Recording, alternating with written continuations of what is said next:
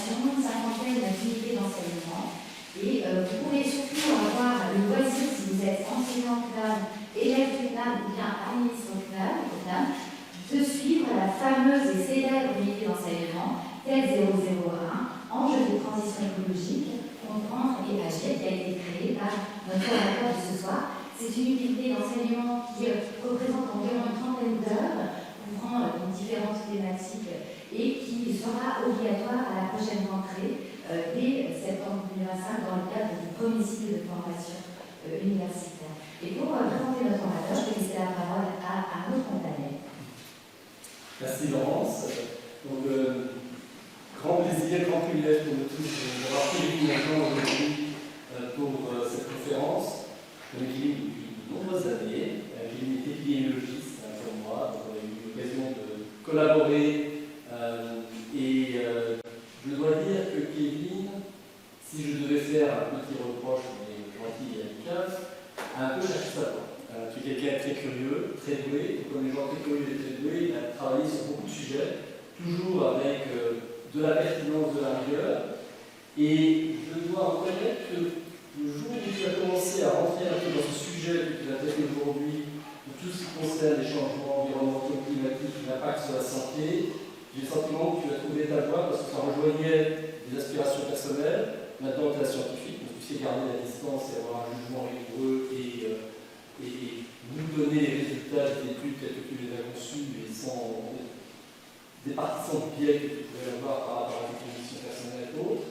Mais c'est vrai que j'étais content de voir que vraiment c'était un sujet sur lequel tu pouvais t'investir avec tout l'enthousiasme qu'on te connaît. Laurence m'a pris une partie du topo que j'avais fait sur ton intérêt pour la transmission des savoirs qui s'est matérialisé ici avec TED 001, mais qui est aussi très présent sur les réseaux sociaux. Tu vois même quelquefois dans le journal télévisé, parfois dans des situations un peu inconfortables, puisque tu vas manifester aussi tes convictions dans des endroits où on n'est pas toujours prêt à les entendre, mais c'est tout à ton honneur. Et donc aujourd'hui, on est très heureux de t'avoir pour parler. Finalement, c'est vrai qu'il y a aussi en santé publique, habituellement, on raconte des messages qui sont plutôt arrêtez de fumer, arrêtez de boire, faites pas trop la fête, faites pas trop machin, etc. Là, pour une fois, tu viens avec un message qui est positif, une situation un peu du win-win. Le vélo, c'est plutôt agréable. Tu vas nous raconter que ça fait du bien pour la planète sans doute. Mais tu es allé chercher plus loin. Et comme une des thématiques de recherche qui te tient à cœur, c'est de voir comment on peut penser la transition écologique en améliorant non seulement effectivement la planète, mais également notre santé à nous. Ce sujet, on va tout pour l'illustrer. Évidemment, beaucoup d'attention. Alors, je précise que Kevin, épidémiologiste, a travaillé pour des conférences ici au CNAM. Il est depuis parti, comme on voit sur sa diapositive, à l'école normale supérieure. On accepte que les gens quittent le CNAM seulement pour l'ENS et Collège de France. Il soit clair, sinon il n'y a pas de raison de quitter le CNAM. Ben, on te pardonne et on te félicite aussi parce que tu as un poste qui est très prometteur et dans lequel tu pourras t'établir avec un environnement scientifique. Je sais que tu viens de cette déclaration avec le CNAM, très établissant. Voilà. Merci beaucoup pour l'invitation. Merci beaucoup pour la présentation. Effectivement, ça ne fait pas si longtemps que j'ai quitté, le CNAM. Je suis encore chercheur associé. J'ai passé plus de 7 ans ici, vraiment à 20 mètres de cet amphi, dans le laboratoire mesure, modélisation, épidémiologie, surveillance du risque sanitaire. Une des dernières fois que j'étais dans cet amphi, c'était pour y soutenir mon HDR, mon habilitation à diriger des recherches. Et c'est aussi ici, comme Arnaud l'a résumé, que j'ai eu le loisir d'explorer à la fois, de continuer sur mes thématiques de recherche en santé, et puis d'aller creuser un petit peu un sujet qui me semblait devenir d'importance à la fois d'un point de vue d'enseignement, mais également d'un point de vue de recherche, qui est celui de la transition écologique. Et c'est ici, au sein de l'équipe Mesure, que je salue, beaucoup de représentants ce soir, que j'ai pu réussir à fusionner un peu ces deux sujets. Et je voulais vous en donner une présentation ce soir avec ce topo qui lie un peu l'aventure des transitions, les enseignements qui ont été montés par l'école des transitions, l'école de la santé maintenant, et donc on va voir un peu les liens qu'on peut faire entre ces deux sujets, transition écologique et santé. Alors ce cycle s'appelait initialement l'école des inventions, l'aventure des inventions, et donc vous allez voir que je me suis basé également sur quelques quelques objets qu'on peut trouver dans le musée des arts et métiers et qu'on va voir tout de suite. Et donc voilà, pour le programme de ce soir, on va parler un petit peu du vélo, donc qui est l'objet un petit peu de cette présentation et de ces transitions, les différentes transitions qu'a connues le vélo, les enjeux environnementaux et sanitaires autour des enjeux de mobilité. Il faudra qu'on passe un petit peu quelques éléments de mobilité, enfin des liens entre mobilité, activité physique et santé. Et enfin, voilà, on va arriver au cœur du sujet qui est vraiment l'évaluation du potentiel du vélo sur les plans sanitaires, climatiques, environnementaux. Alors, le vélo et ses transitions, donc on a de très très beaux spécimens de vélos au sein du musée des arts et métiers, cette fameuse galerie des vélos, ici avec plusieurs de ses représentants. Donc le vélo, si on fait une petite histoire du vélo et de ses transitions, hein, l'ancêtre du vélo, la draisienne, a été inventée par le baron Dresse en 1817. Vous voyez, c'était ce truc qu'on appelait plutôt une machine à rouler ou une machine à courir avec deux roues, sans pas encore de pédales. Donc Dresse était un aristocrate de Bavière qui était un peu vu comme un farfelu. Tout petit succès de la draisienne, voilà, ça a amusé un petit peu comme vous voyez au jardin du Luxembourg. Encore une fois, plutôt les classes supérieures, l'aristocratie. Très vite, hein, ça s'est quand même avéré être un ustensile assez lourd. Hein, la draisienne, comme on le voit là, c'est une vingtaine de kilos au moins, pas très pratique.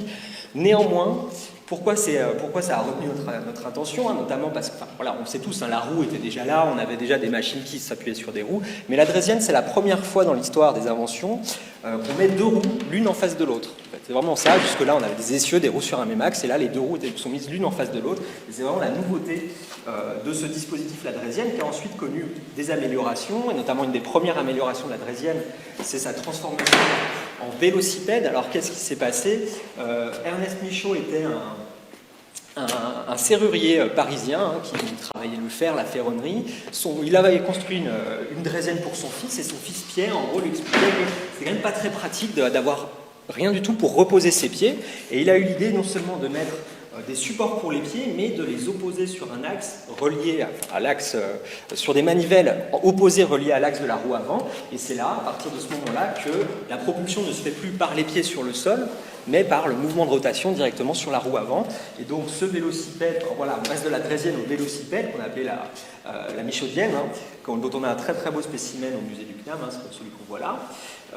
Première innovation du vélo. Le vélo, on connaît plusieurs. Donc la première, c'est le passage de la draisienne au pédalier, donc.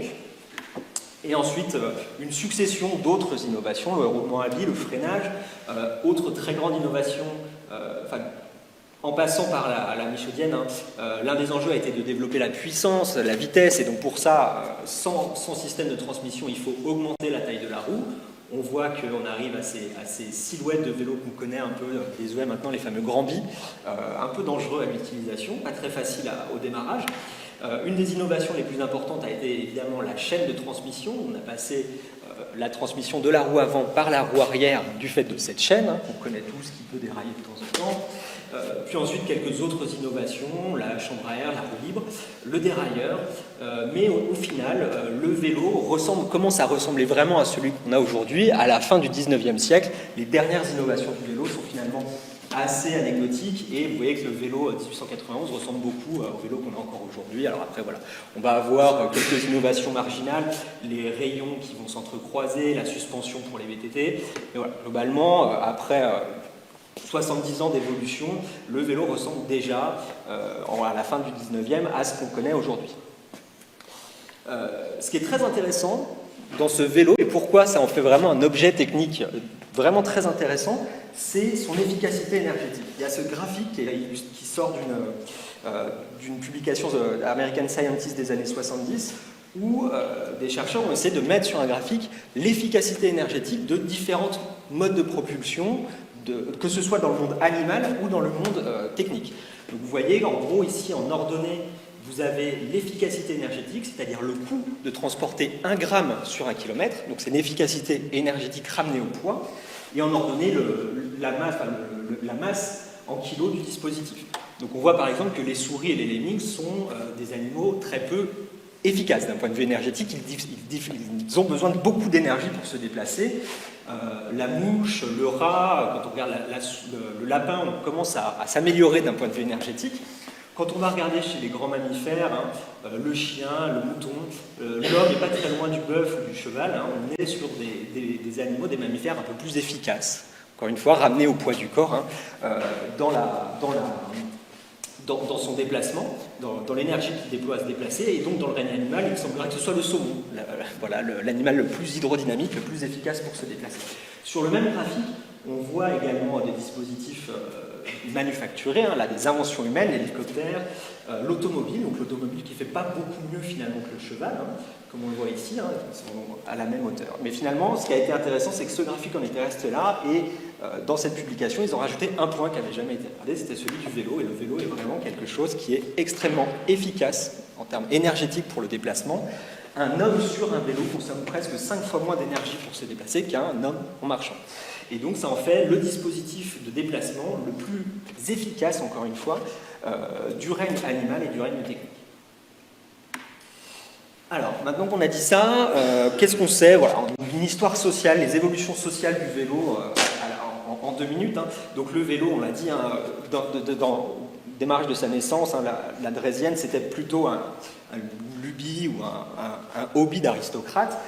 Il a fallu attendre donc, les différentes innovations techniques dont j'ai parlé, la production de masse qui commence à se faire à la fin du 19e siècle, au début du 20e siècle, pour que ça devienne vraiment un mode de déplacement prédominant en France comme ailleurs, et que ça devienne même associé là, avec un renversement de la sociologie d'utilisation aux classes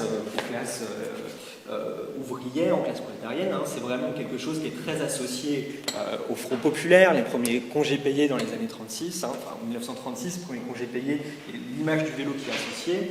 Dans les années 50, on a vraiment cette image des sorties d'usine, où les ouvriers, les ouvrières sortent à vélo. Et donc on a ce développement qui va avec, encore une fois, la production en masse de cet engin. S'ensuit une évolution qu'on connaît maintenant, qui est celle des 30 Glorieuses, avec toute une adaptation de l'aménagement urbain qui fait la place à la voiture. Donc, on a un déclin de l'utilisation du vélo pour laisser la place à la voiture au lendemain de la Seconde Guerre mondiale. Le pic de production de vélos, le creux de production du vélo, ça arrive dans les années 50, donc on a vraiment ce creux, parce qu'on est dans un moment de développement de la voiture, et ça se ressent y compris dans l'aménagement urbain. Ici, vous avez la construction du périphérique de Paris, qui a quand même mis plus de 15 ans à se construire, avec quelque chose qu'on connaît sans doute tous, cette église de Gentilly qu'on connaît de sa silhouette, parce que c'est l'arrivée de la 6 sur le périphérique maintenant. Et donc un développement qui va laisser la place, qui va expliquer le passage du vélo à la voiture, ce développement du tout-voiture dans les aménagements urbains et l'aménagement du territoire en général. Ce qui fait qu'à partir des années 50, 60, 70, le vélo devient quelque part contenu dans son déplacement ou complètement submergé par la voiture. Ici, la rue de Rivoli, qui ne ressemble plus trop à celle qu'on connaît. Et paradoxalement, le vélo est toujours présent, mais il est présent comme un élément de loisir, un élément sportif. Le Tour de France connaît une popularité toujours phénoménale, mais c'est quelque chose que le vélo n'est plus du tout associé à un mode de transport. Vraiment, la voiture a pris le dessous dans toutes les classes sociales. Et donc cet état de lieu, ce basculement dans l'usage du vélo, il se ressent, il termine maintenant quand on regarde les données d'usage du vélo, mais par modal selon les distances. Ici, vous avez des données de l'enquête de mobilité des personnes 2019, donc une grande enquête décennale, on y reviendra, qui est effectuée tous les 10 ans par l'INSEE, et la part modale de chacun des déplacements. Donc ici, on voit que sur les petits déplacements de 0 à 1 km, 70 à 80% des déplacements sont faits par la marche. Et donc vous comprenez la surface que remplit cette grande bande jaune, c'est celle qui est dédiée à la voiture. Et ce qu'on voit, c'est que, en gros, pour des trajets de 1,5 à 2 km jusqu'à des trajets faisant plus de 1500 km, la voiture est majoritaire. C'est le mode de déplacement majoritaire. Plus de 50% des trajets, encore une fois, entre 1,5 et 1500 km sont effectués en voiture. On voit même que pour de très courtes distances, des trajets de 2 à 5 km, on a 60 à 70% de ces trajets qui sont réalisés en voiture. Donc la voiture est vraiment devenue le mode de transport le plus prédominant depuis, et là encore jusqu'en 2018, au moment de la collecte de ces données d'enquête. Et ça n'est pas allé, ce développement de la voiture n'est pas allé sans poser quelques questions d'un point de vue environnementaux et sanitaires. Donc on n'est pas sans savoir que voilà, un des problèmes environnementaux auxquels on doit faire face à l'heure actuelle est le réchauffement climatique. L'année 2024 a été celle où on a dépassé 1,5 degré de réchauffement climatique. L'accord de Paris engage les États à atteindre la neutralité carbone à l'horizon 2050, et donc pour ça, il faut réduire les émissions de gaz à effet de serre dans tous les secteurs d'activité. Et donc pour les réduire, il faut d'abord comprendre où se situent les émissions de gaz à effet de serre. À l'échelle française, quand on prend une lecture territoriale, donc on regarde les gaz à effet de serre émis sur le territoire français, c'est bien le secteur des transports qui est le premier secteur d'émissions en France, avec 34% des émissions de gaz à effet de serre qui sont issus du secteur des transports, et au sein de ces 34%, la moitié est liée à la voiture individuelle. Donc la voiture est le premier poste d'émission en France quand on regarde au niveau d'État. Quand on regarde dans une approche plus individuelle, cette fois-ci pas seulement territoriale, mais quand on va regarder le bilan carbone individuel d'une personne, d'un Français moyen, d'une Française moyenne, qui prend en compte cette fois-ci également les émissions des objets importés, des consommations importées, la voiture reste là aussi le poste dominant avec près de 20% des émissions qui dominent là aussi les bilans carbone individuels. On est vraiment sur les réserves d'émissions de CO2 dans lesquelles il va falloir taper, falloir réduire pour arriver à cet objectif de réduction des émissions de gaz à effet de serre et de neutralité carbone. On est là sur l'aspect climatique, mais la voiture et le système de transport, le système voiture comme on l'appelle, avec tout ce que ça implique de production, d'aménagement de l'espace urbain, mais pas urbain, l'espace en général, a quand même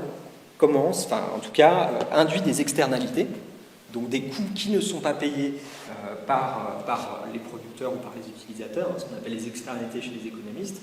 On en imagine, on connaît bien quelques-uns, en tout cas les coûts en santé, la pollution atmosphérique avec l'ozone, le plomb, les particules fines, les accidents de voiture évidemment.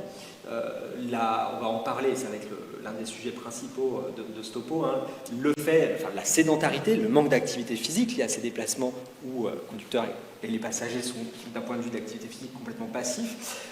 Mais ces externalités sont aussi d'autres ordres, d'ordre environnementaux, la consommation, l'extraction, la consommation des ressources pour construire ces voitures et les infrastructures routières, la consommation d'espace également à l'échelle urbaine. Dans une ville comme Paris, on considère que près de la moitié de l'espace public est lié à la voirie, donc aux voies et au stationnement des voitures.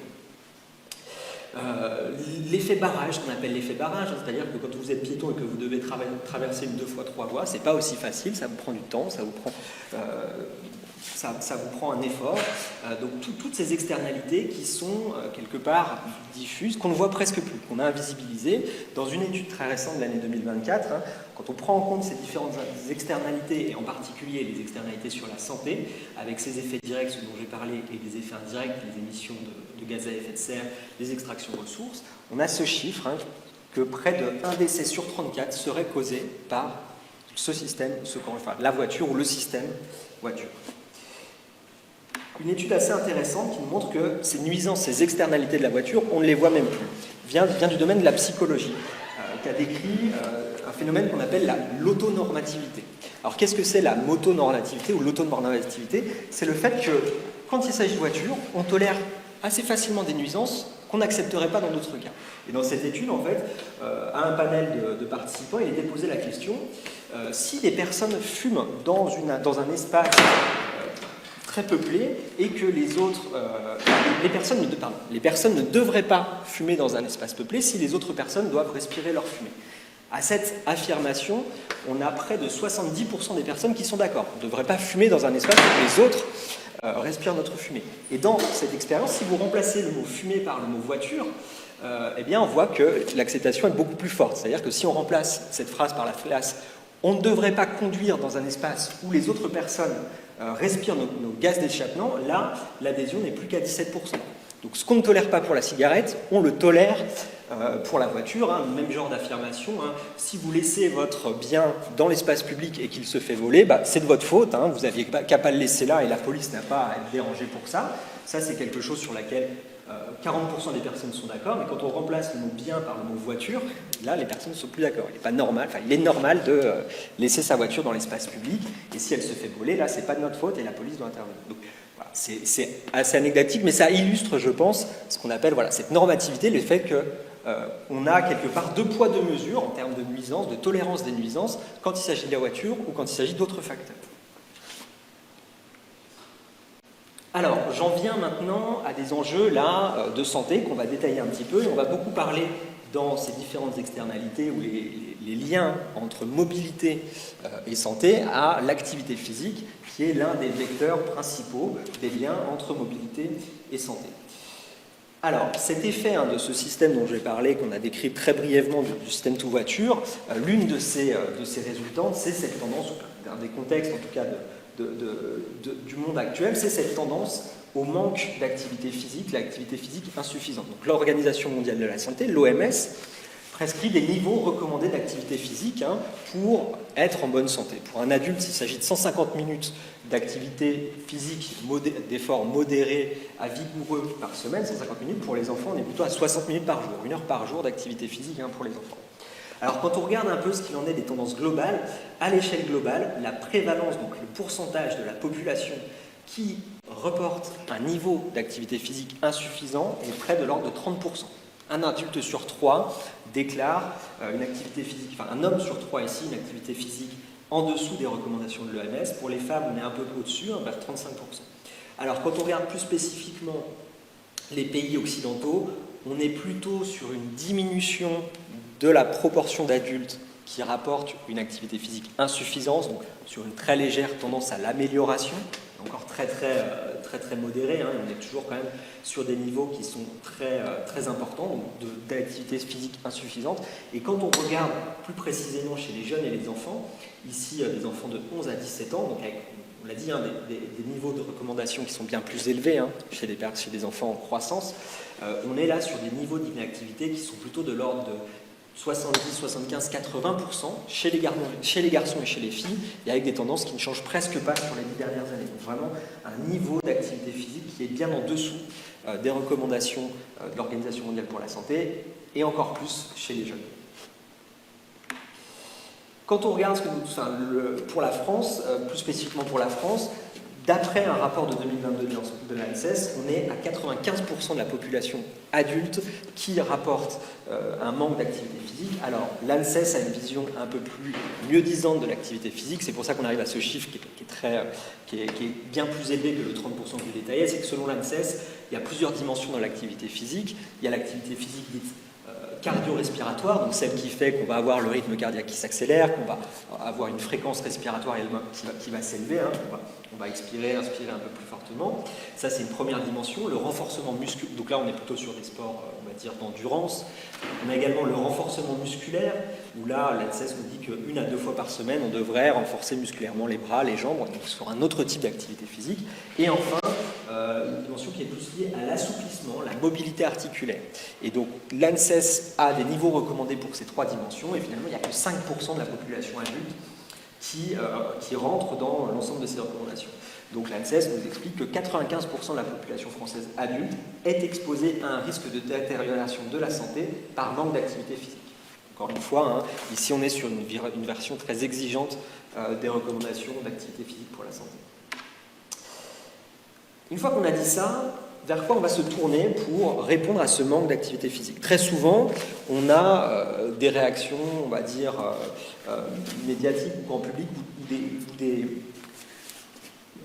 des campagnes de promotion qui vont s'axer sur une vision individuelle, parfois un peu culpabilisante sur l'activité physique. On a ce réflexe en disant les gens sont un peu feignants, ils restent dans leur canapé, ils ne vont pas à la salle de sport, ils ne vont pas à la salle de gym. Alors, on commence à avoir une vision un peu plus de santé publique de ce manque d'activité physique, en se disant que ce n'est pas peut-être seulement la faute des individus, ou ce n'est pas que la responsabilité des individus. On a maintenant de plus en plus d'initiatives de promotion de l'activité physique. Quelque chose qui a changé en 2016, c'est cette loi d'ordonnance de l'activité physique sur prescription. Donc, un médecin peut prescrire une activité physique adaptée à des personnes ayant des affectations longue durée.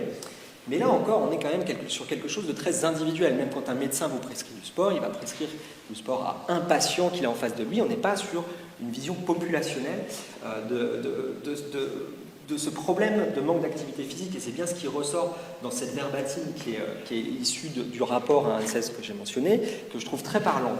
Donc, la professeure Irène Margaritis, qui a chapeauté cette évaluation, nous explique que c'est bien l'organisation même de nos modes de vie qui est à revoir, que ce soit dans l'espace public, en laissant davantage de place aux mobilités actives comme le vélo ou la marche, mais également sur le lieu de travail, en favorisant la pratique sportive et en limitant les temps de sédentarité.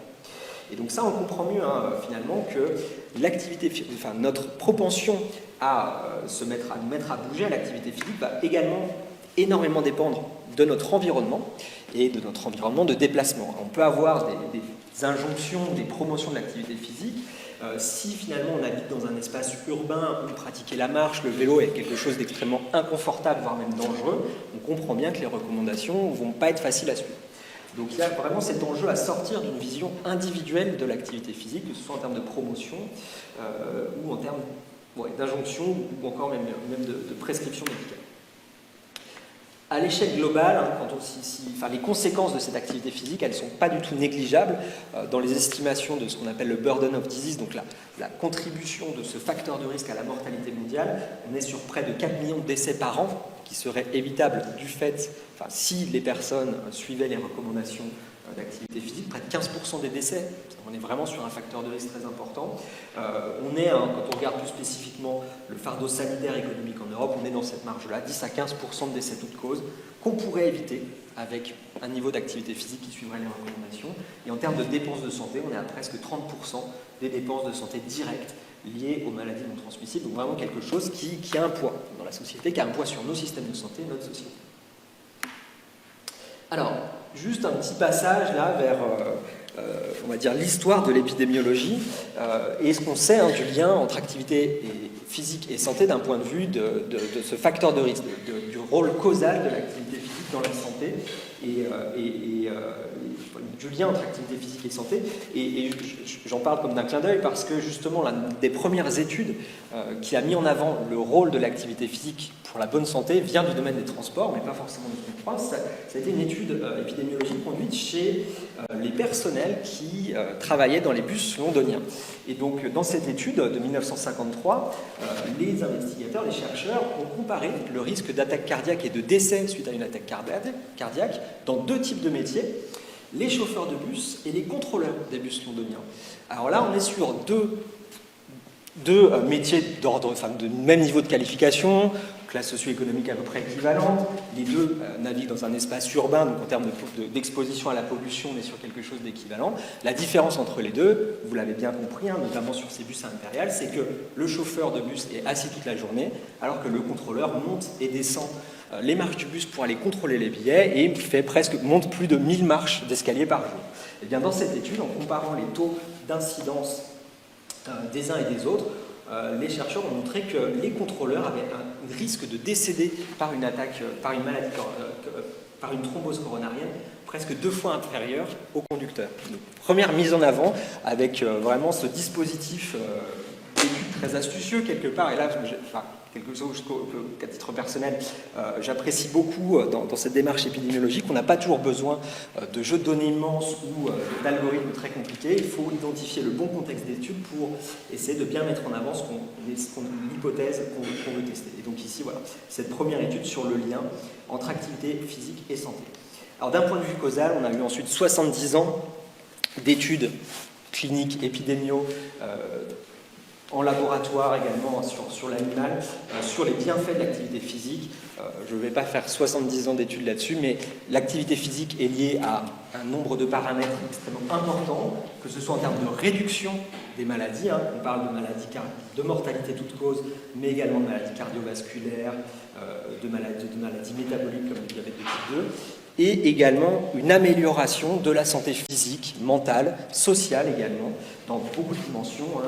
Ici, une tentative de résumer tous les liens qu'on a pu trouver dans la littérature entre activité physique et santé. Ça passe par le système cardiovasculaire, le métabolisme, le système musculo-squelettique, là on comprend bien, mais également des phénomènes immunitaires et inflammatoires, une régulation hormonale, notamment la régulation de l'appétit, qui passe également par l'activité physique, le système nerveux, la santé mentale. Virtuellement, toutes les composantes de la santé sont affectées par l'activité physique. Et c'est aussi ce que nous a montré très récemment, en 2024, cette étude publiée dans la revue Nature, qui a essayé de regarder quels paramètres biologiques étaient modifiés par l'activité physique chez les populations de rats qu'on soumettait, regardez, sur un petit tapis incliné où ils devaient courir, dans plein de tissus. Et en fait, l'étude a montré, dans 17 ou 18 types de tissus différents, que sur tous les paramètres biologiques observés, près de 35 000 étaient modifiés par l'activité physique. Donc on a vraiment un effet de cette exposition sur virtuellement une très grande part des mécanismes cellulaires, génétiques, génomiques dans les espèces animales. Pour en revenir un petit peu sur ce qui va nous intéresser ici, et la mobilité, et plus particulièrement la mobilité active. La mobilité active, c'est celle pour laquelle on produit une activité physique, donc c'est principalement la marche, le vélo, ça peut être également la trottinette, ou le skateboard encore. On a là aussi quelques éléments d'épidémiologie, donc des études observationnelles. On va suivre des personnes dans le temps, regarder lesquelles font des événements de santé, celles qui ne le font pas, et comparer, et également prendre en compte, collecter des informations sur leur niveau d'activité physique, ici la marche et le vélo.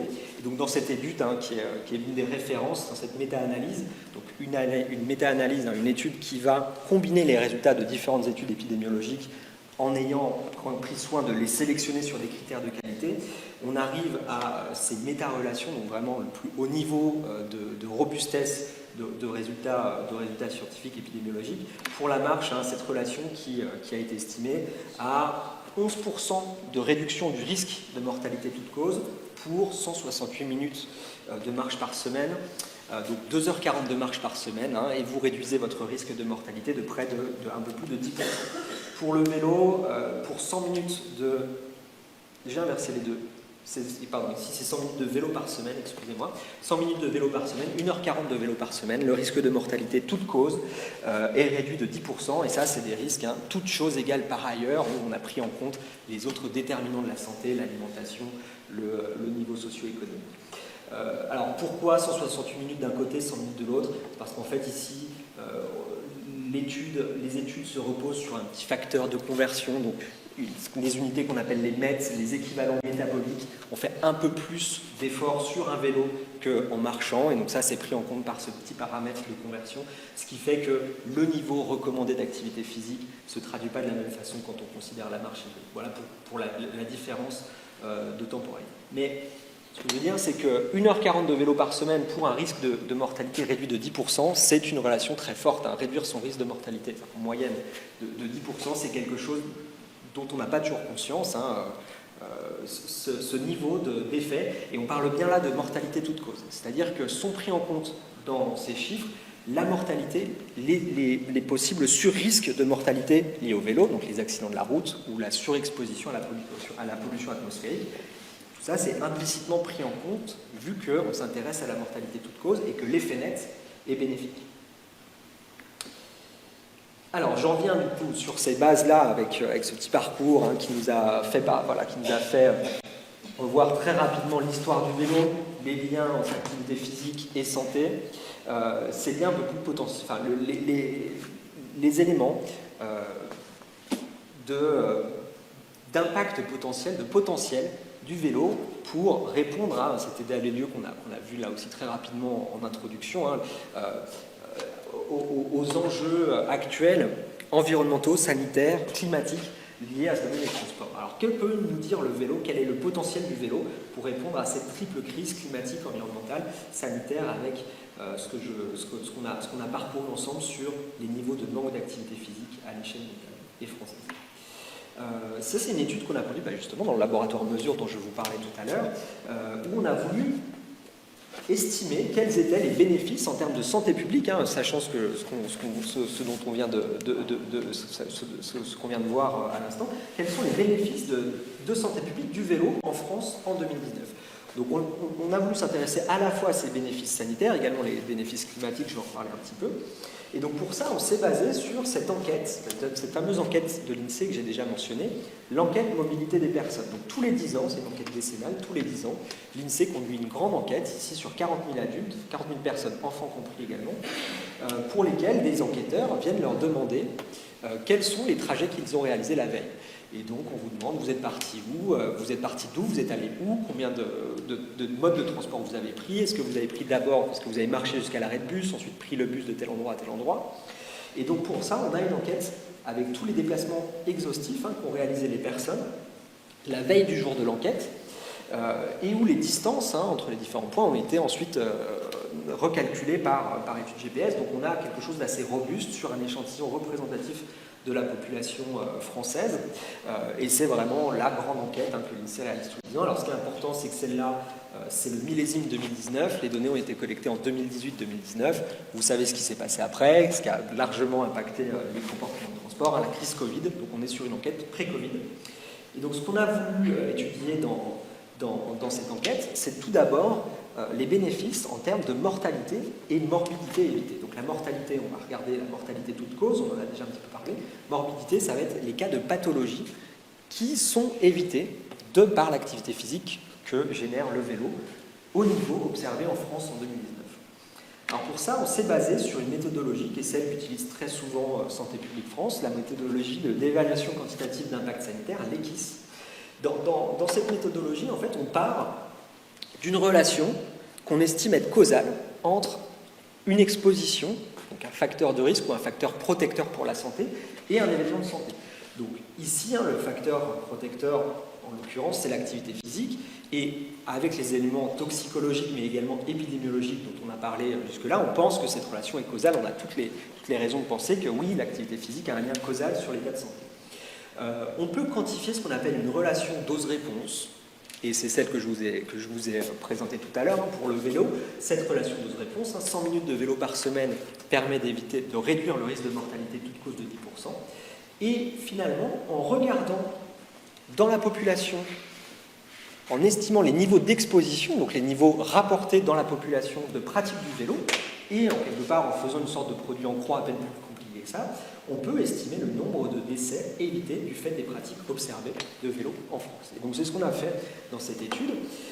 La petite subtilité, c'est qu'en plus de regarder la mortalité toute cause, on s'est intéressé également à d'autres événements de santé, j'en ai parlé, des maladies chroniques, pour lesquelles on a des liens là aussi robustes avec l'activité physique, soit générée par le vélo, soit l'activité physique de manière générale. Et on a, sur 3 critères, sélectionné 5 maladies. Donc les critères, c'est qu'il fallait, pour inclure ces pathologies dans les études, une association robuste documentée en méta-analyse, un lien robuste avec l'activité physique, des bonnes estimations de nombre de nouveaux cas par an, donc d'incidence, sinon on ne pourrait pas savoir de combien on allait réduire cette incidence, il nous faut un niveau de base, et des coûts directs médicaux estimés. Donc là, sur la base des données de l'assurance maladie, on sait quel est le coût moyen d'une pathologie pour le système de santé, en comprenant les hospitalisations, les soins de ville et également les indemnités pour affectation longue durée. Et donc sur ces 3 critères, on a sélectionné 5 maladies: le cancer du sein, le cancer du côlon, les maladies cardiovasculaires, les démences de type Alzheimer et le diabète de type 2, donc 5 maladies qui sont associées, dont un facteur de risque est le manque d'activité physique. J'ai mentionné les 3 critères parce qu'il y a une maladie qu'on aurait aimé inclure dans l'analyse, c'est la dépression, qui est également pour laquelle on a des relations causales, qu'on suppose être causales, documentées en méta-analyse. Malheureusement, on a des nombres d'incidences et des coûts médicaux directs qui ne sont pas robustes, on n'arrive pas bien à les estimer en France, donc on n'a pas pu inclure cette maladie-là. Mais voilà, donc sur la base des études qu'on a fait, on a appris par exemple, c'est des données que vous trouvez sur le site d'amélie.fr, de l'assurance maladie, un cas de diabète de type 2 coûte en moyenne en coûts médicaux directs 35 000 €, donc c'est ce type d'études qu'on a regardé, de données qu'on a collectées. Et je vous parlais de ces relations dose-réponse, donc 100 minutes de vélo par semaine, 10% de risque de mortalité en moins. Vous avez ces mêmes relations dose-réponse qui sont exprimées pour 100 minutes de vélo pour différentes pathologies. Donc, on diminue très fortement le risque de diabète de type 2, 19% de risque de diabète de type 2 en moins pour 100 minutes de vélo par semaine. Pour les maladies cardiovasculaires, c'est un peu moins, c'est 8%. Voilà. En tout cas, on a une relation spécifique pour chacune de ces pathologies. On va pouvoir, en croisant ces relations dose-réponse avec les niveaux observés de vélo, estimer des cas de vélo, des cas de pathologie évitées et de mortalité toute cause évitée par la pratique du vélo. Alors ça, c'est un travail qu'a réalisé Émilie Schwartz, en décrivant tout d'abord la pratique du vélo en France. En France, on a en moyenne, en 2018-2019, on pratique en moyenne 9 minutes de vélo par semaine. Donc ça, c'est une moyenne qui nous dit pas, qui nous dit ce que nous dit, qui simplifie comme le simplifie une moyenne, parce qu'on a beaucoup de gens qui font pas du tout de vélo, des personnes qui font un petit peu de vélo, des personnes qui font beaucoup de vélo. Mais en moyenne sur la population, on est sur 9 minutes de vélo par semaine. C'est très peu. C'est très peu, 9 minutes. Un chiffre pour avoir... On se compare souvent aux Hollandais quand on parle de la pratique du vélo. Les Hollandais de plus de 75 ans font 7 fois plus de vélo que ça. Donc on fait quand même 7 fois moins de vélo que les seniors hollandais, ce qui est quand même quelque chose d'assez parlant. L'autre élément qu'on doit ressortir, c'est qu'en France, on a une pratique du vélo qui est très biaisée sur le genre. Les hommes font beaucoup plus de vélo que les femmes. Ça, on a des pistes pour l'expliquer, notamment peut-être un sentiment d'insécurité sur la route, qui est plus une barrière pour les femmes que pour les hommes. 9 minutes de vélo par semaine, c'est peu, mais ces 9 minutes de vélo par semaine, quand on les multiplie par ces relations dose-réponse dont je vous ai parlé, eh bien on estime que ces 9 minutes de vélo par semaine permettent déjà d'éviter près de 2004 décès par an en France, 6000 cas de maladies chroniques, principalement des cas de diabète de type 2, des cas de maladies cardiovasculaires. Donc voilà pour l'impact sanitaire du vélo en 2019, comparativement à une situation fictive dans laquelle personne ne ferait du vélo. C'est comme ça qu'on calcule l'impact d'un facteur protecteur. Donc en France, en 2019, le vélo permet d'éviter environ 2004 décès, on arrive à calculer des intervalles d'incertitude, et près de 6000 cas de maladies chroniques. Alors je vous ai parlé des coûts économiques directs qu'on arrive à calculer.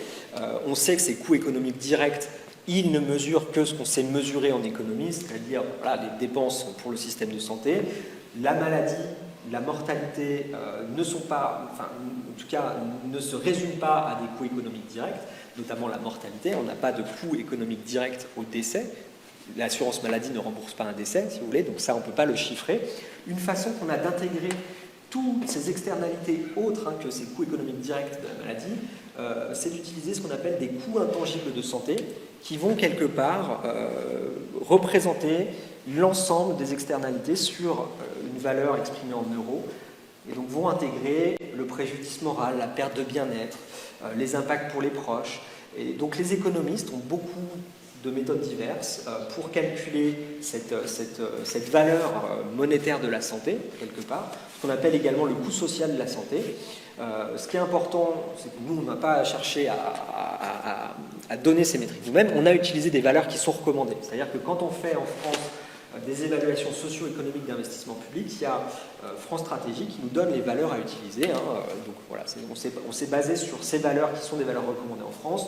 On nous dit qu'en France, un décès évité, on le valorise à hauteur de 3 millions d'euros pour ce que sont ces coûts intangibles de santé. Donc en utilisant ces valeurs, en complément des valeurs de coûts directs pour la santé que je vous ai présentées tout à l'heure, on arrive à estimer que les niveaux de vélo de 2019 en France permettent d'éviter 200 millions de coûts directs de santé. Donc ça, c'est vraiment, encore une fois, les frais de santé directs, les visites à l'hôpital, les indemnités journalières d'affectation longue durée. Et quand on prend en compte cette valorisation en santé, ces coûts sociaux de la santé, on est à presque 5 milliards d'euros de coûts sociaux de santé évités par les pratiques du vélo, tels que rapportés en 2019. Dans l'étude, on a pu estimer, on va dire, le nombre total de kilomètres parcourus en vélo en France, près de 5 milliards là aussi. Et ce qui est intéressant, c'est que quand on fait le rapport de ce 5 milliards de coûts sociaux évités à ce 4,6 milliards de kilomètres parcourus, on se rend compte que pour chaque kilomètre de vélo parcouru en France, on a presque 1 euro de coûts sociaux de santé qui sont évités. Donc quelque chose quand même d'assez éloquent, donc 1 euro de coûts sociaux de santé évités pour chaque kilomètre de vélo parcouru. Ce qu'on a également essayé de faire dans cette étude, on s'est basé sur les niveaux observés, mais on a essayé de simuler ce que pourrait être l'effet d'une politique cyclable en France. Donc pour ça, ce qu'on a fait, c'est qu'on a sélectionné dans l'étude des trajets courts, donc des trajets courts de moins de 5 km, qui sont rapportés comme effectués en voiture par les participants.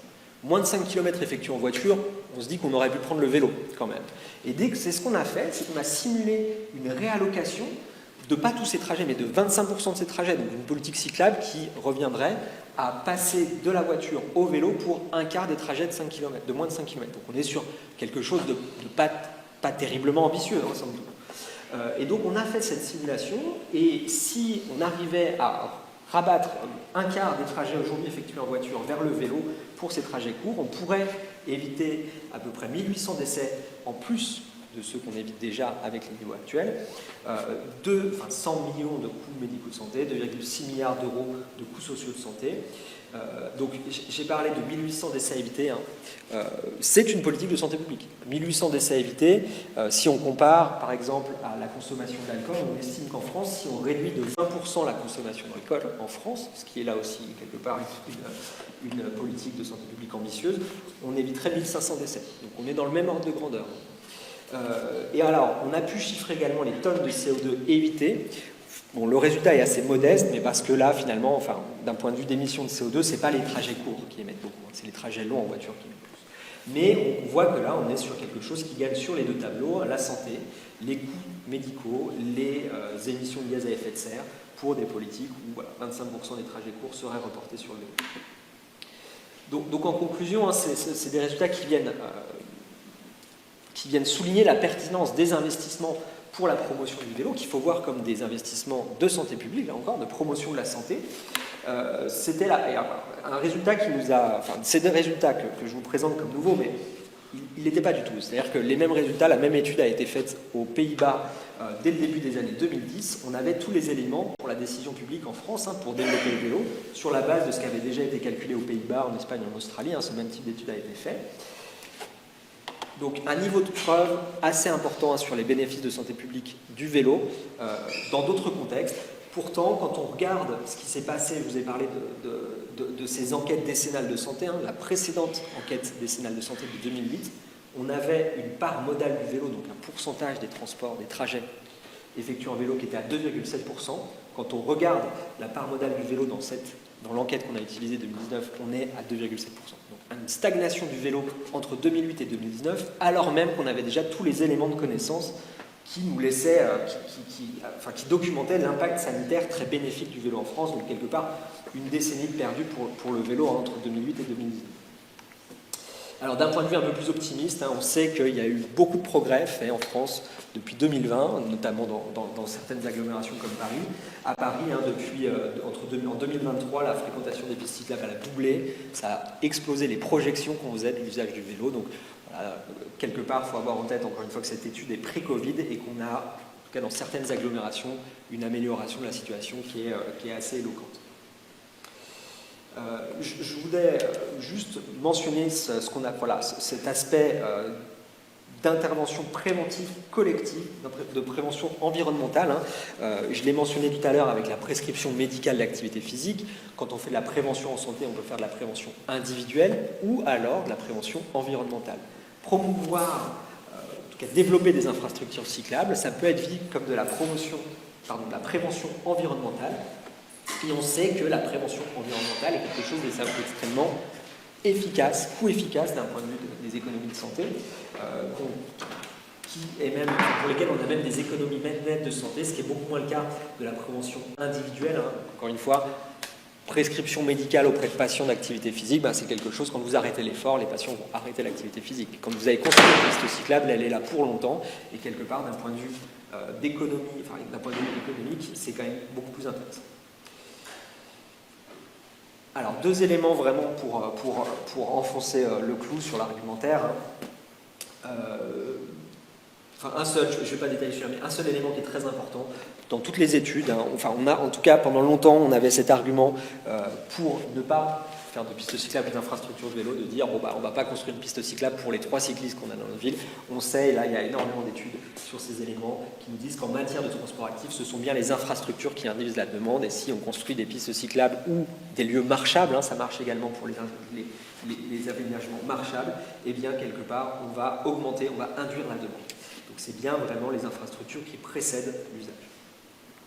Alors, je vais aller un peu plus rapidement sur ce que nous disent ces études, cette fois-ci dans une perspective de neutralité carbone. Donc là, j'ai parlé des bénéfices pour la santé publique du vélo au niveau observé en 2018, donc les niveaux actuels de vélo. Qu'est-ce qu'il en serait dans une perspective de neutralité carbone? Donc vous savez que la France, par l'accord de Paris, s'est engagée à atteindre la neutralité carbone d'ici 2050. Ça veut dire que toutes les émissions de CO2 doivent être compensées de manière naturelle ou artificielle. On va également les réduire, ces émissions.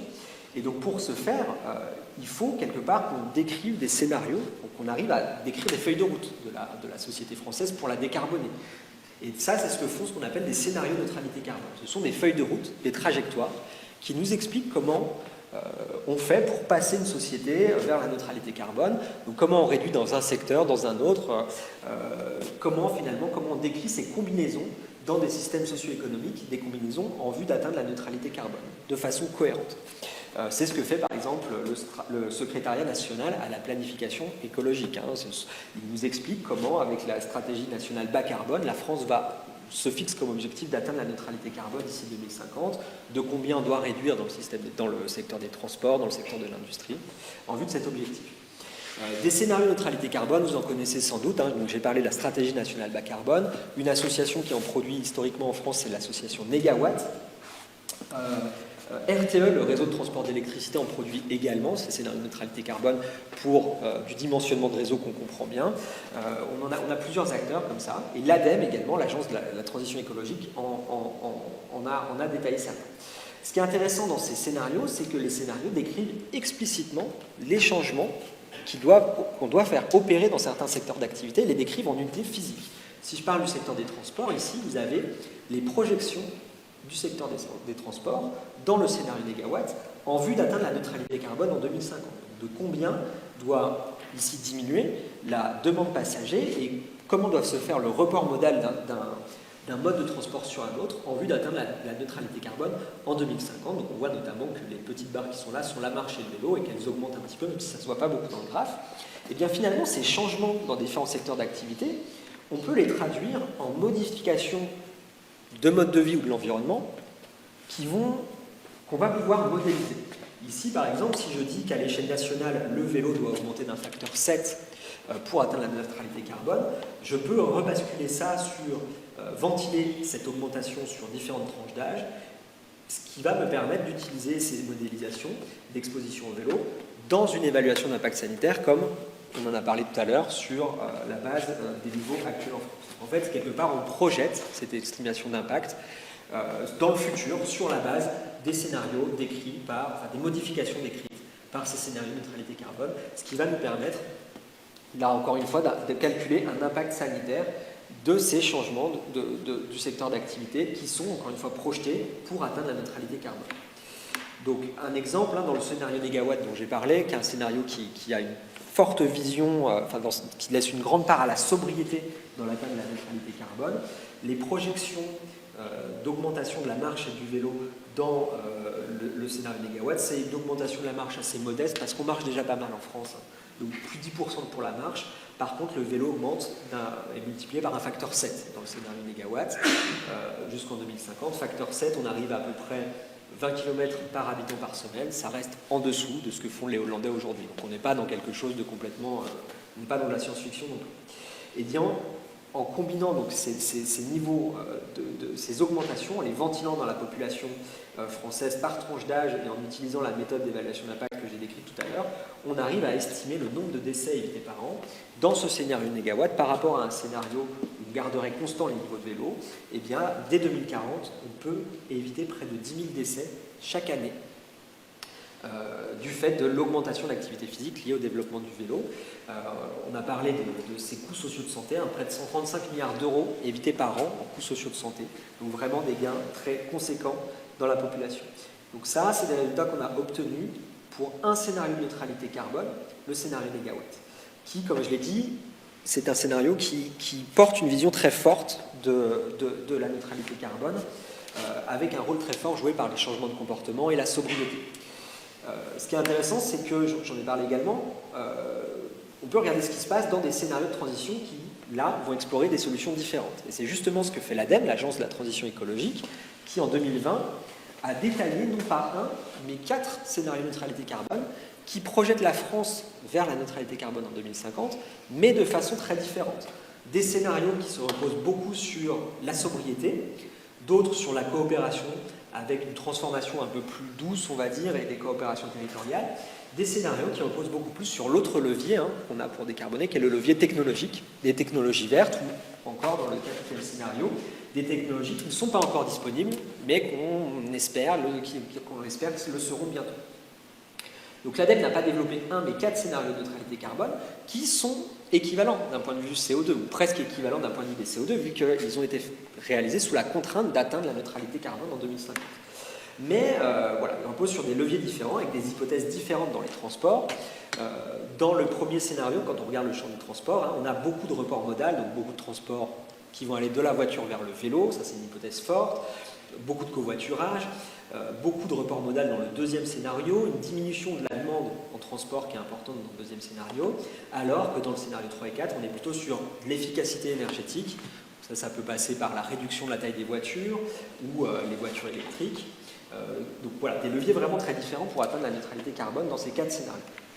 Et donc ces 4 scénarios, comme on s'y attend, vont se traduire par des hypothèses différentes en termes d'augmentation, enfin d'évolution de la marche et du vélo, avec même un scénario 4, le scénario le plus technologique, où la tendance à toujours moins de marche et de vélo s'accentue, où on va vers une diminution de l'activité physique.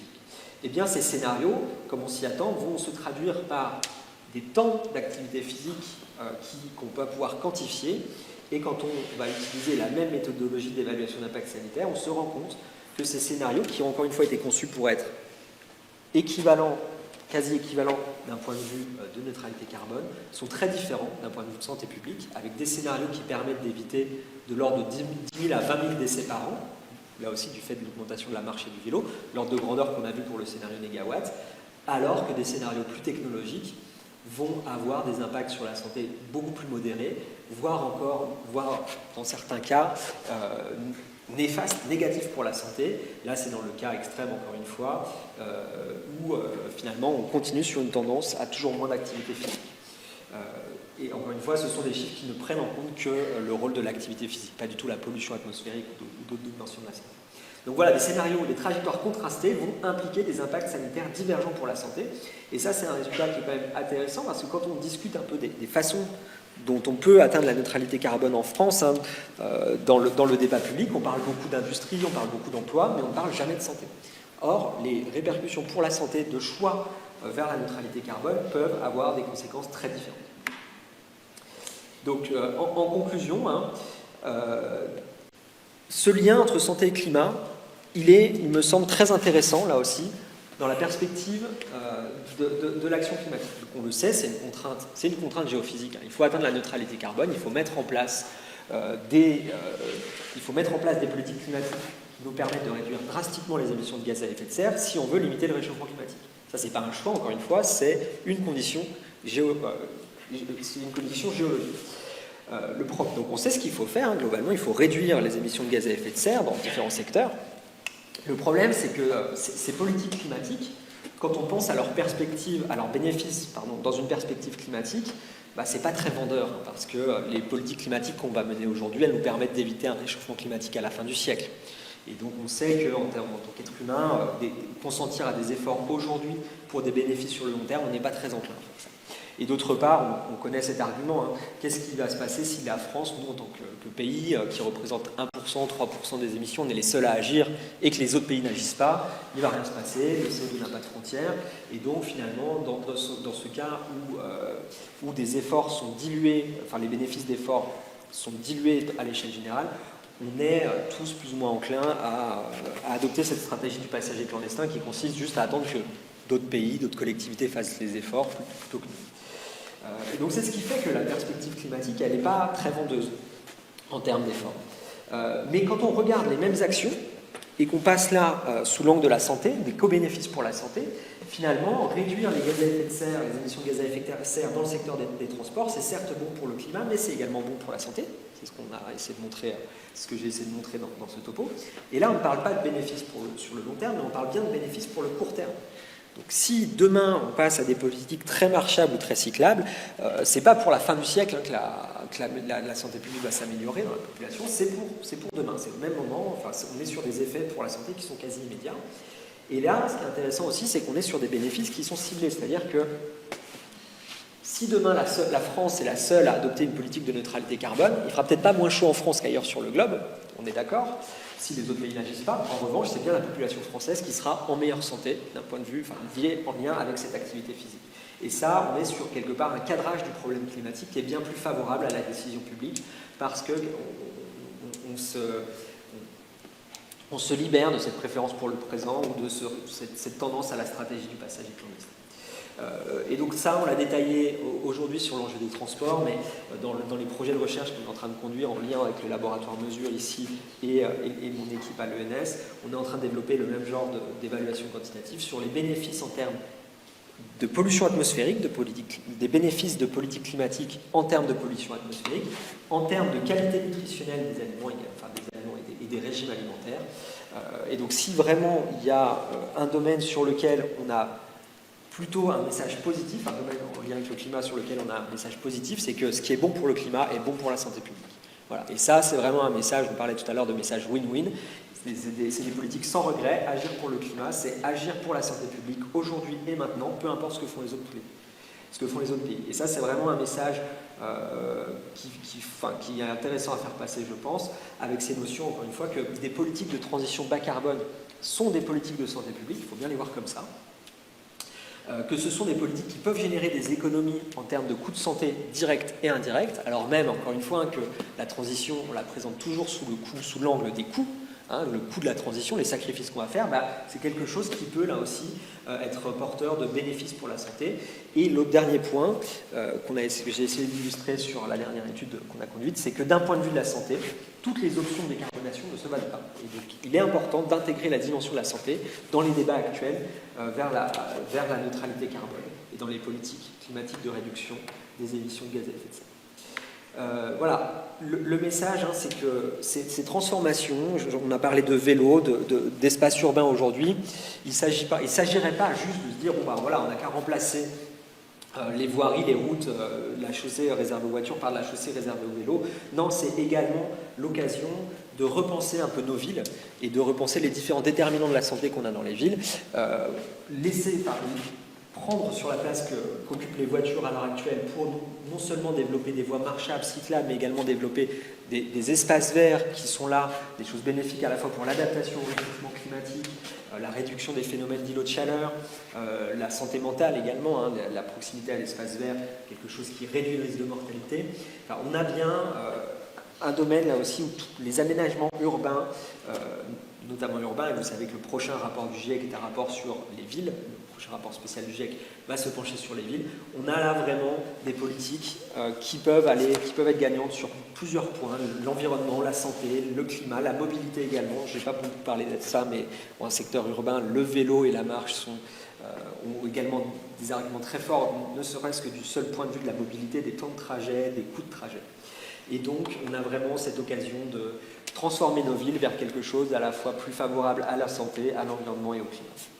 Voilà, j'en reste là. Je remercie énormément mes collègues, notamment les collègues du CNAM, Laura Temim, la directrice du laboratoire Mesure, William Dahl également, Léo Moutet qui a produit certains des résultats que j'ai présentés ici, et je vous remercie pour votre attention.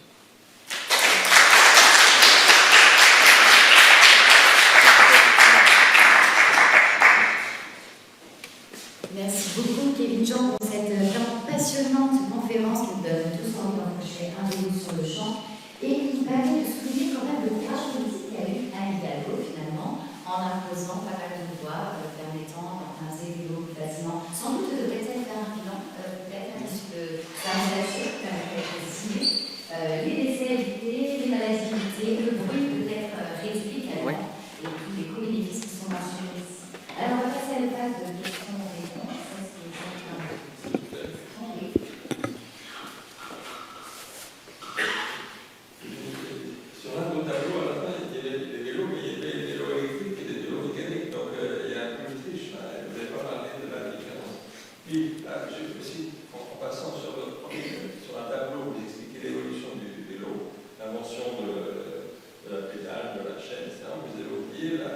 l'angle de chasse. C'est l'inclinaison de la fourche qui fait la différence entre un point d'équilibre, entre une draisienne et une cyclette. Et c'est ça qui permet d'avoir un équilibre facile sur une cyclette. C'est l'angle de chasse de la fourche. D'accord. Ok. Alors, je ne suis pas du tout un spécialiste de l'angle de chasse, mais je peux vous répondre sur le vélo électrique. Alors, le vélo électrique, c'est quand même quelque chose qui est effectivement dans les scénarios de neutralité carbone et les projections, peut prendre une place assez importante. Dans certains scénarios, on a près de 70% des kilomètres qui sont effectués en vélo électrique. Le vélo électrique, c'est quelque chose qui permet d'allonger les distances faites en vélo, de mettre plus de personnes sur les vélos, des personnes qui n'auraient pas forcément l'état de santé qui permettrait de faire du vélo.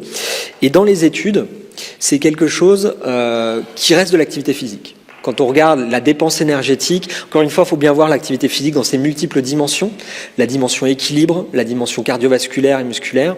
Le vélo électrique, quoiqu'électrique, reste de l'activité physique. Quand on regarde un petit peu les différentes études qui comparent l'intensité de l'activité physique faite sur un vélo électrique par rapport à un vélo, on est entre 75% et 90% de l'effort qu'on aurait fait sur un vélo classique. Donc le vélo électrique, c'est quelque chose qui permet, en tout cas virtuellement, et on a vu sur le boom des vélos électriques ces dernières années, d'augmenter très fortement l'usage du vélo, tout en conservant une activité physique qui reste bénéfique pour la santé, qui reste importante, bénéfique pour la santé significative. Et d'un point de vue environnemental, on est sur quelque chose qui a un bilan environnemental bien moindre qu'une voiture électrique. Vous savez que avec la batterie qu'il faudrait pour une berline ou un SUV électrique, on peut faire environ 100 à 120 vélos électriques. Donc on est vraiment sur quelque chose qui n'a pas la même empreinte environnementale qu'une voiture électrique. Merci. Vous avez demandé sur l'aspect des infrastructures, vous n'avez pas trop expliqué. Je pense que c'était estimé un peu, on voit quand même parler, c'est qu'il y a eu une évolution, mais l'aspect infrastructure, notamment tout ce qui est la section bloc encore, le logement est très massif et plus grande sécurité de la partie. Où est-ce qu'il y a eu une estimation, si on voulait vraiment massifier, comme vous avez dit, sur les rapports des 4 scénarios de la dette, les impacts, les moyens, et je pense pas en relation aussi des estations. Alors, à ma connaissance, les scénarios de l'ADEME ne vont pas jusqu'à ce niveau de détail.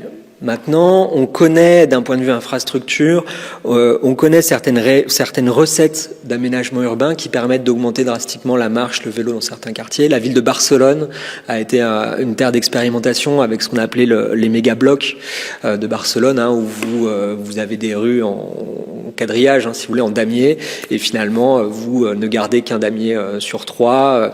Les voitures ne peuvent circuler, enfin, en tout cas pour la circulation, et à l'intérieur de ce nouveau carré que vous avez formé, vous ne laissez passer que les voitures des riverains, donc vous redéveloppez un peu des espaces comme ça. À Paris, on a eu ce genre d'expérimentation, on a bien maintenant des voies mixtes, où les voitures sont tolérées, entre guillemets, à 20 km/h. Donc c'est des notions d'infrastructure ou d'aménagement urbain qui ont été explorées. J'ai parlé des méga-blocs de Barcelone, l'impact direct sur la santé a été estimé dans ce cas-là.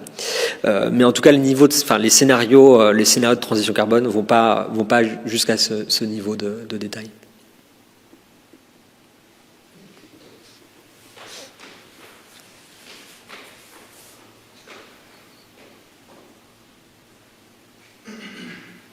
Merci pour votre présentation.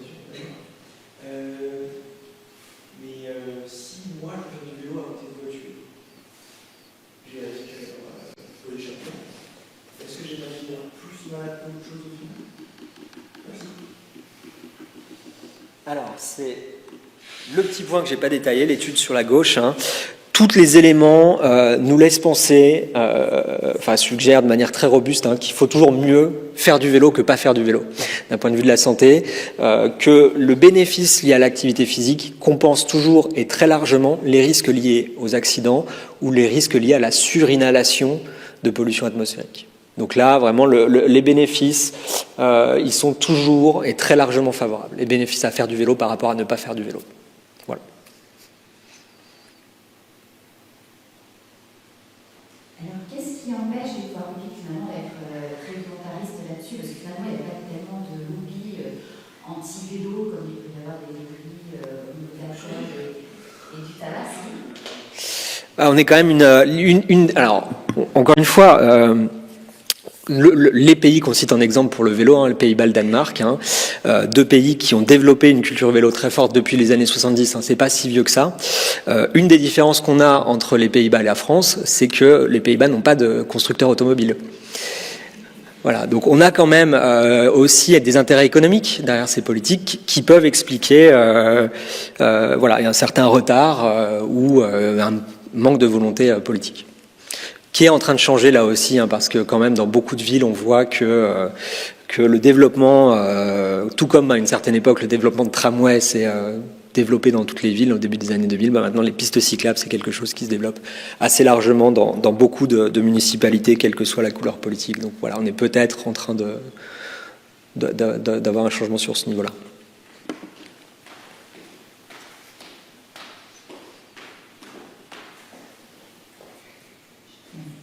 Moi, je vais poser des questions justement sur les infrastructures qui induisent la demande, parce qu'il y a eu des expérimentations avec des analyses, des résultats tout à fait solides aujourd'hui sur des critères qui expliquent pourquoi quand on ralentit la circulation automobile assez rapidement les bouchons diminuent pour différentes raisons expliquées en fil de fuite, si j'ai bien compris. Est-ce qu'on a aujourd'hui des éléments chiffrés qui nous permettent de calculer en fait, en termes de décision publique, la demande qui va être induite par la création d'une infrastructure? Alors, qualitativement, encore une fois, on la connaît, hein, on sait, encore une fois, c'est tous ces projets, hein, vous savez, quand on a des voies congestionnées, on se dit, bon, bah, on va rajouter une voie de voiture, on va transformer une 2 voies en 3 voies, et on sait que ça ne résout pas le problème, au contraire, ça ne le fait qu'empirer. Donc la bonne nouvelle, encore une fois, c'est que c'est la même chose pour les pistes cyclables. Est-ce qu'on arrive à précisément prédire la façon dont ça va induire la demande? Ça, je ne suis pas spécialiste du domaine. Je ne saurais pas répondre précisément à la question. On a quand même des enquêtes de mobilité, on a quand même peut-être des études de marché qui peuvent être faites. Donc encore une fois, je pense qu'on a ces facteurs qualitatifs. On peut avoir des ordres de grandeur, mais précisément, je ne sais pas si on a des méthodes qui permettent de les estimer précisément.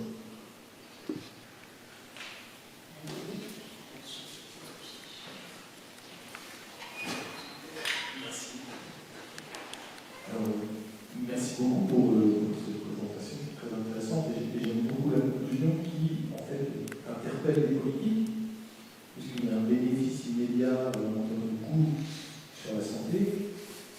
Et j'ai envie de dire que pour que ça change, il faut interpeller tous les citoyens et expliquer aux citoyens que faire du vélo, ça rend heureux, ça fait faire des économies, ça rend les gens en bonne santé et qu'il faut que tous les citoyens interpellent également les politiques pour que les aménagements soient mis en œuvre pour qu'il y ait un report modal dans le vélo. Moi, je suis un cycliste parisien depuis plus de 20 ans. J'ai commencé à faire du vélo à Paris même pendant mes études. Je suis revenu à Paris pour le travail. Et je croyais à tort que c'était un problème de fainéantise ou de pas de volonté. Et j'ai pu constater, avec les aménagements d'Alpago et de toute la municipalité parisienne, que en fait, de créer des pistes cyclables, ça amène des gens au vélo, ce que je ne croyais pas au départ. Donc, voilà, j'espère que ça va continuer comme ça, parce que c'est comme Merci. Ouais, en tout cas, c'est des résultats qu'on essaye de diffuser au plus proche des acteurs, que ce soit des acteurs des collectivités territoriales, mais aussi les usagers. La bicyclette, on a fait des restitutions de ces résultats auprès de la FUB notamment. On essaie de les diffuser également, voilà, pour que les acteurs du vélo s'en servent comme élément de plaidoyer. Pour rebondir aussi sur cette remarque et revenir sur ce qui a été présenté, ce qui est vraiment très inquiétant, c'est la faible part de jeunes gens, que ce soit enfants ou adolescents, qui pratiquent une activité sportive suffisante par rapport aux recommandations de l'OMS. Pourtant, tous les jeunes, en général, aiment faire du vélo. C'est toujours quelque chose qui les excite beaucoup plus que d'aller à la piscine et de s'exposer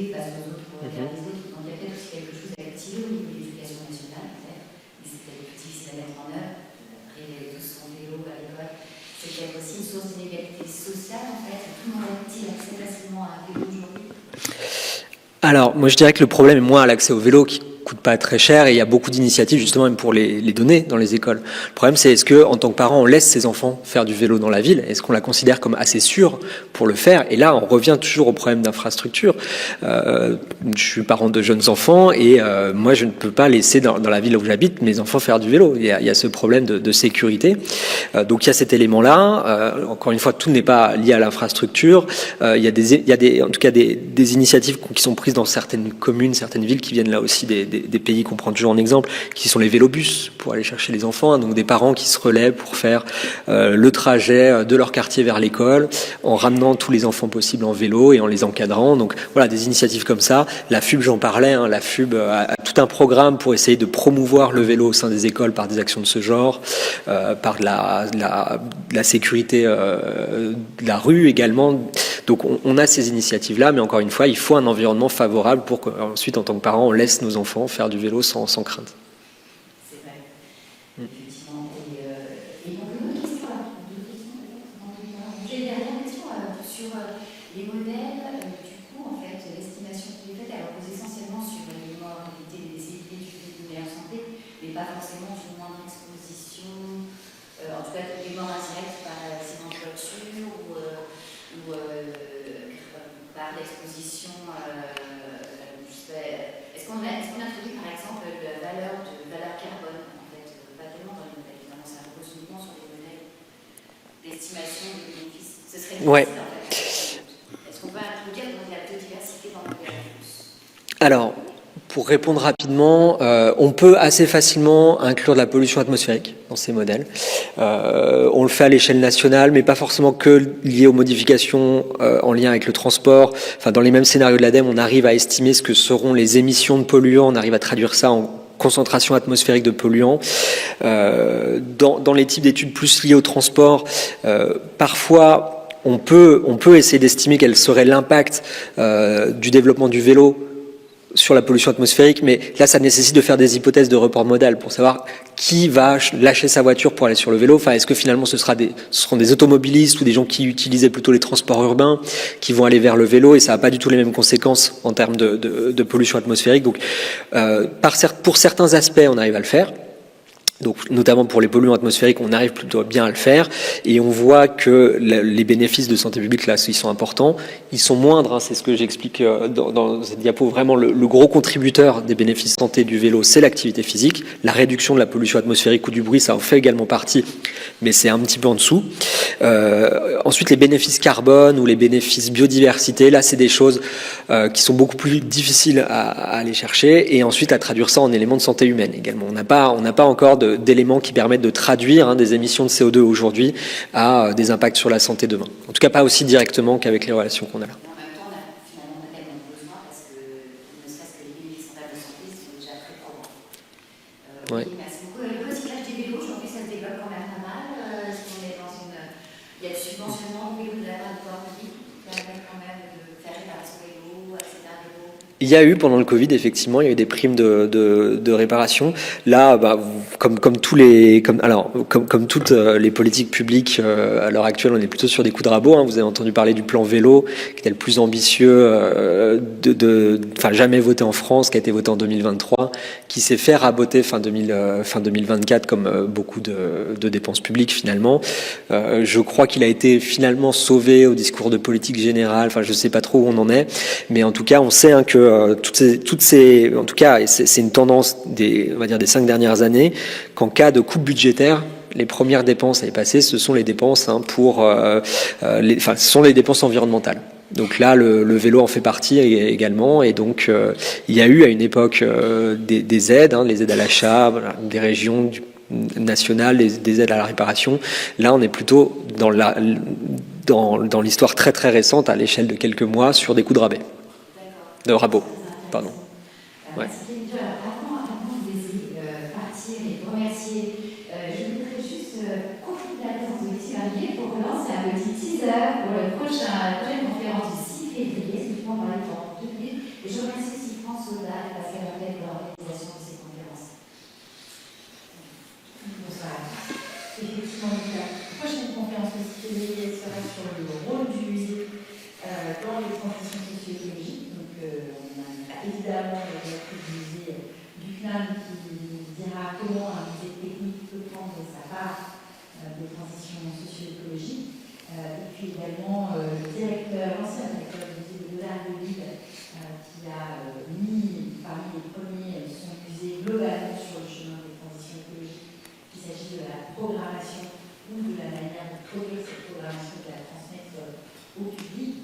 Hélène Lassalle, qui est directrice des collections du musée du Louvre, qui est également responsable du plan de transition écologique de ce musée.